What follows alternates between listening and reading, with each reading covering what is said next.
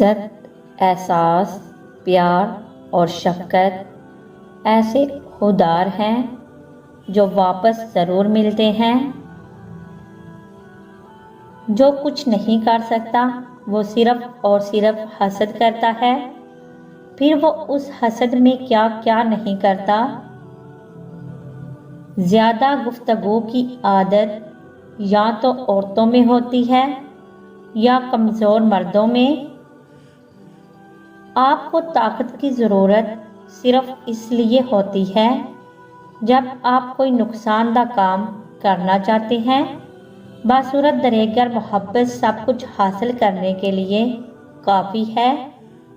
تم وہ مانگتے ہو جو تمہیں اچھا لگتا ہے، لیکن اللہ وہی دیتا ہے جو تمہارے لیے بہتر ہوتا ہے۔ جس زبان سے آپ کی بات نہ نکلے تو خاموشی بہتر ہے، اور جس چیز سے آپ کی یاد نہ آئے اس کو بھول جانا اچھا ہے۔ دوسروں پر تنقید کرنے اور ان کی غلطی پر اللہ اللہ کرنے سے بہتر ہے کہ اپنی غلطی پر استغفار کیا جائے۔ خدا تو ہمیشہ سے پاس ہے، دور تو ہم چلے جاتے ہیں۔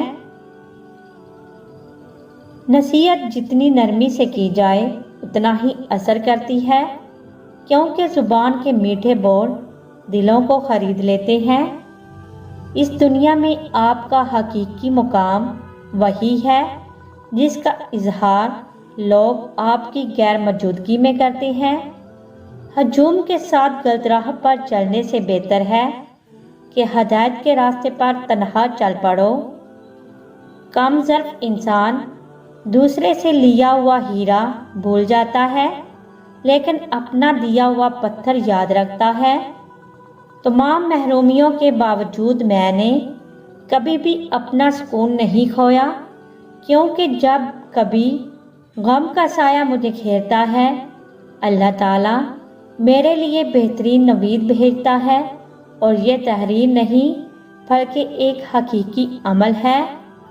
آخرت میں نیکیوں کو گنا نہیں بلکہ تولا جائے گا، اس لیے اپنے اعمال کی تعداد کو نہیں بلکہ ان کے معیار پر دھیان دو۔